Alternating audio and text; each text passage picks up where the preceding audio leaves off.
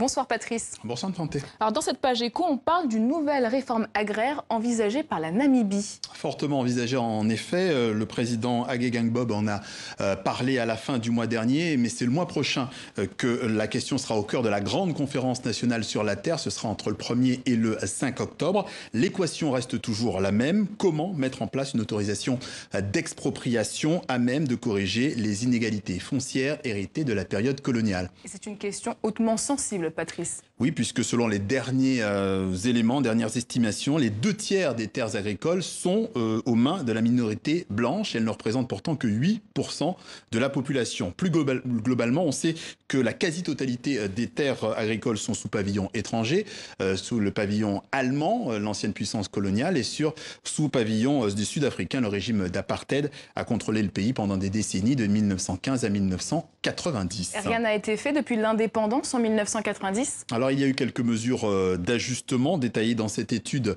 universitaire sur l'impact de la réforme agraire en Namibie. Ce sont des mesures d'affirmative action, qui sont des mesures qui mettent des corrections de déséquilibre structurel, des mesures mises en place dans les régions agricoles de Omaeke et Ardap. En clair, on encourage le transfert de terres vers des propriétaires noirs, mais sur la base du volontariat. Cela veut dire que les propriétaires blancs doivent laisser leurs terres moyennant une indemnisation. Et selon les derniers chiffres, depuis 1992, seuls quelques dizaines de propriétaires noirs ont émergé contre 4000 propriétaires fermiers blancs. Et pourquoi ça ne marche pas ?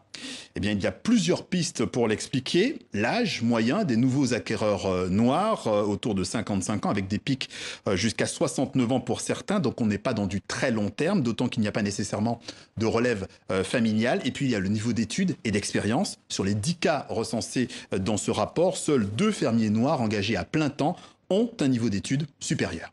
Et il y a aussi, Patrice, ce rapport à la terre qu'ont les Namibiens. Oui, et sur ce point, on a des éléments de mise en perspective avec l'Afrique du Sud. Je vous renvoie à cette interview de la sociologue Nancy Andrew, réalisée par notre confrère Jean-Luc Égosier. L'interview est encore disponible sur le site internet de TV5 Monde. Regardez ce qu'elle nous dit.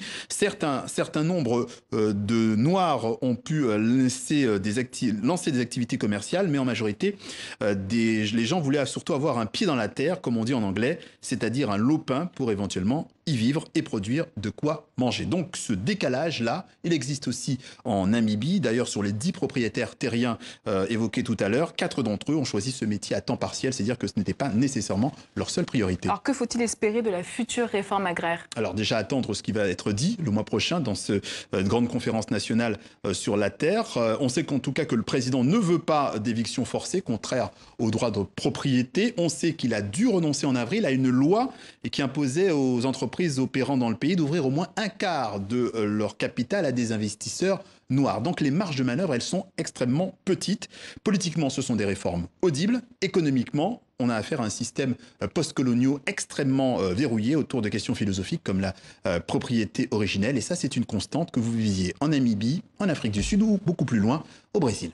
Merci beaucoup Patrice, dans 15 jours.